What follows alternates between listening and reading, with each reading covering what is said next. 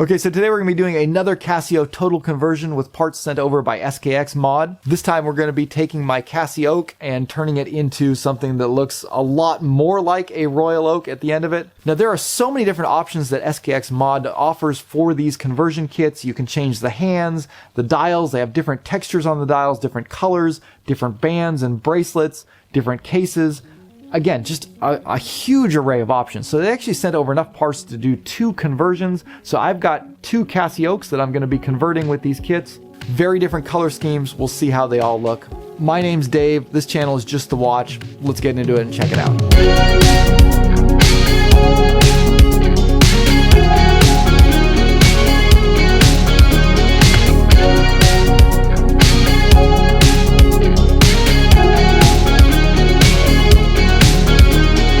So let's start by unpacking all the things that they sent over and look at what comes in these kits. I do need to mention that these kits and parts were provided by SKX Mod for free. They were given to me, which is why you saw the paid promotions flag at the beginning of this video.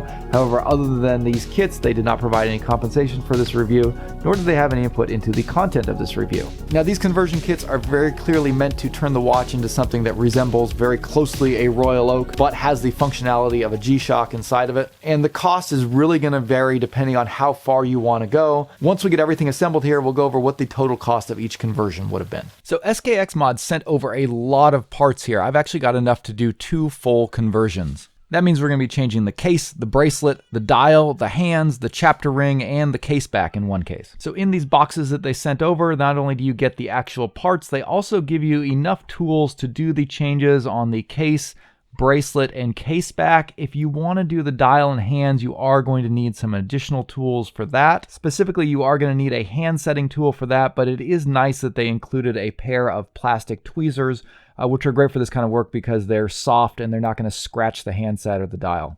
Overall, all of these parts seem to be very high quality, really beautiful level of finishing, a nice heft to all of the stainless steel parts, and in general, all of these parts seem to be of higher quality than what's actually included in the original stock G-Shocks. G-Shocks tend to use a lot of plastic parts. You know, they're meant to be rugged, and that's part of the aesthetic. That's part of the low cost of these. This is putting in some premium stuff where you're getting, you know, metal dials and metal cases.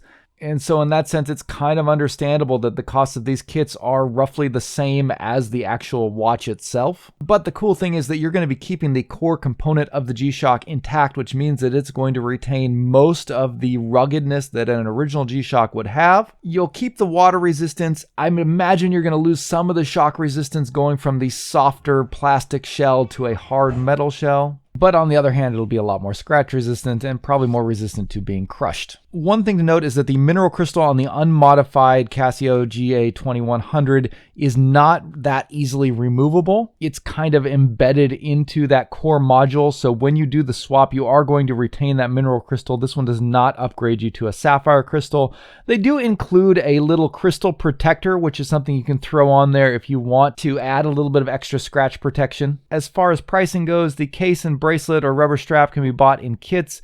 The more expensive kit costs $140 to get a case, bracelet with an extra rubber strap and the case back.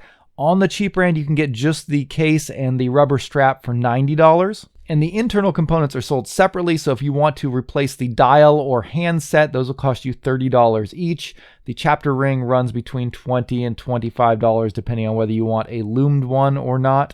Difficulty-wise, replacing the case and the bracelet is very easy, but replacing the hands and the dial is going to require a little bit more practice and skill. It's very similar to replacing dials and handsets on mechanical watches. So it's kind of up to you how far you want to go with this. If you want an easy, fun mod, you can just do a case and bracelet. If you want to do some more deep customization, you can take the thing apart, replace the hands and dials as well. And I like that they give you those options. I think there's going to be a lot of people that probably aren't going to be that interested in replacing the case and bracelet. They'll want to keep the standard Casio GA2100 look with the resin case and strap, but maybe they want to swap out the handset, or maybe they want more contrast on the chapter ring, or just a cooler dial. SKX Mods really gives you a lot of options there. So with that overview of the components out of the way, let's go ahead and start assembling one of these, and then we'll take a look at the 2 mods that I wind up with at the end. Now, I'm not going to do an instructional video on step-by-step how to do this, but I'll go over kind of the basics of what you have to do. SKX Mod has done some instructional videos on how to do these specific replacements on their site, so you can check that out if you need to. And I did find myself referencing those videos a lot as I was going through this. Removing the strap in the outer part of the case from the GA2100 is pretty straightforward. It's just a matter of removing the strap like you would any other strap,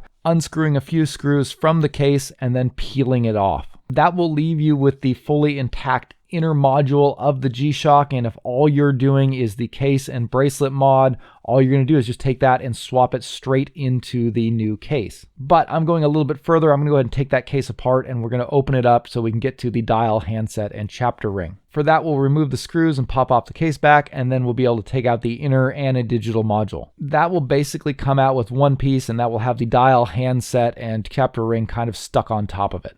From there, you can carefully peel off the chapter ring and then use a pair of watch hand removal tools to pry off the hour hand, minute hand, and that little day indicator hand. Next, we carefully remove the original dial and set all those pieces aside, and then begin reassembling everything with the new parts. Carefully line the cutouts on the new dial up with the anti-digital module underneath and press it into place. I next went in and added in the handset, lining up the day at Sunday and lining up the hour and minute hand both at 12 o'clock. After everything is reassembled, you are going to have to realign the analog handset with the digital module. Thankfully, this module from Casio does have an alignment mode where you can go in and adjust those tick by tick using the buttons. So you don't need to worry about trying to line up the hands with the current time on the digital module at this point. Finally, you want to stick the new chapter ring back on, and with that, you're going to have a fully reassembled module, which you can begin popping back into the case. You'll start by reinstalling that module in the inner carbon core guard, which also has that mineral crystal on it, and reassemble it with the original case back. Even if you are going to be doing the case back mod, that original case back from Casio is necessary to the function of the watch, and so when you do a case back mod, you're actually going to be installing a new case back on top of the Casio case back. Once you have the module reinstalled into the guard, it's time to start placing this into the new case and bracelet setup. You'll just set it in and use the screws that are provided with the kit to screw it into the new case. Finally, you'll install either your rubber strap or the bracelet that it came with. The bracelet attaches to the case with a set of screws, while the rubber strap uses a kind of tension rod that goes through the whole thing. And just like that, you've given your CasiOak the real royal oak treatment and done a complete makeover of it. For me, the whole process took roughly about a half hour for each watch, so a lot easier than some other mods on mechanical watches, but still harder than some other Casio mods where you're just swapping out maybe the case or the bracelet. And I gotta say, overall, I'm pretty happy with the end result on both of these watches. On one of them, I went with a kind of blue and silver theme on the rubber strap, and I found the rubber strap option to be very comfortable on the wrist. I think it's actually one of the silicone ones. Comfort-wise, I think I preferred that. And then for the other one, I went with a black and orange color scheme. And on that one, you'll notice that I was able to find a unmodded Casio GA2100 that had these little orange tick marks above the chapter ring. So those orange accents were kind of integrated into that carbon core section of the build. And they're not something you can customize on your own. So if you're thinking of doing a build from scratch, look around at the different colorways because that's one component that you won't be able to change. And if you can find one that matches up with the color scheme that you want to do, all the better. Now, the style and quality of both of these is pretty outstanding. I'm really happy with the way they turned out. I think it's just such a cool, really fun mod to do. It's definitely not a cheap mod, especially if you do everything. But if you really like the Royal Oak look and you want to get a Casio G-Shock that's a Royal Oak, this is a pretty fun way to do it. Couple of things to note about all of this. One, the lume on the handset is excellent. It's very bright. But if you go with the lume chapter ring, that's something that doesn't really last that long. And that chapter ring is kind of a weird shaped thing to apply lume paint to. I don't think it's not really possible to build up a lot of thick layers of lume on there, and that's probably why you're not getting a very long glow. So it's a pretty cool effect, but functionally not that useful. It's nice that the GA2100 has a built-in LED light that will light up the dial a little bit for you, so you don't really need it necessarily. But what did impress me about that chapter ring is just how bright and white it is. It has a very nice contrast against the black, and I really like that look. That's something I could see wanting to change over on a stock GA2100. A lot of the colorways have these kind of muted, sort of minimalist look that are very low contrast and kind of difficult to read sometimes.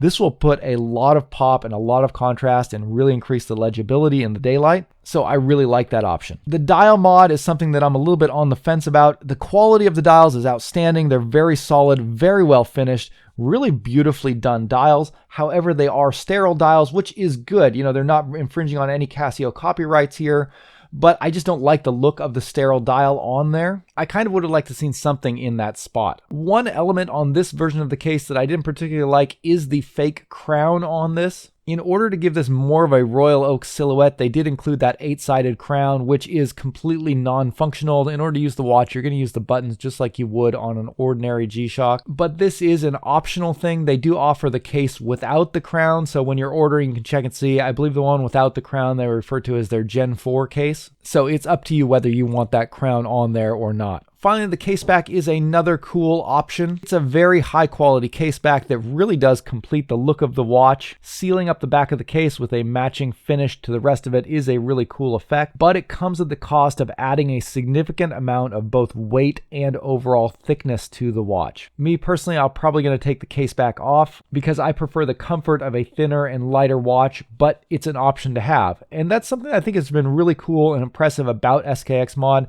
They just give you so many different options here. They really allow you to do a pretty deep level of customization when it comes to modding the GA2100. And you can really see that in these two mods that I was able to do. I really had a lot of fun going through and picking the different components. It was a lot of fun to kind of think through and customize my own version of what I wanted the CasiOak to look like. This blue version I actually made for my brother, who's a big Dodgers fan. So we kind of went over the parts list together and put together something that he was able to really customize to his liking. I really like the idea of a blacked out case with orange accents, so that's kind of what I picked for the theme of mine. But then when my brother saw mine, he gave me a little bit of a hard time because I inadvertently kind of picked the Giants colors, who are the Dodgers rivals, and I'm actually a Dodgers fan too, but I just didn't even think of that. But unfortunate color choices aside, overall, I'm really happy with the final result on both of these. The total cost for the parts for the black and orange mod that I did come up to about $225, and that includes the extra rubber strap and the case back, along with the hands, dial, and fully loomed chapter ring. The blue version with only the rubber strap and no case back came out to $170 for that part list.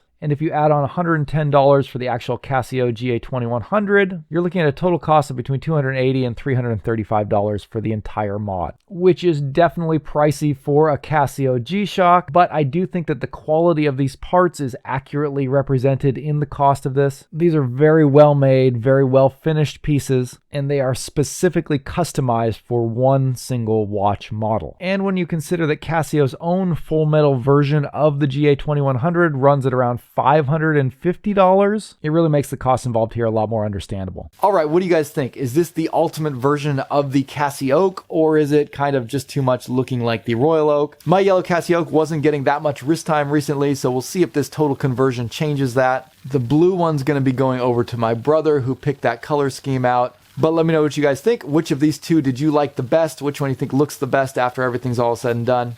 Also, don't forget to check out my website, justthewatch.com. You can get cool watch-themed merchandise like these sweatshirts and t-shirts available there.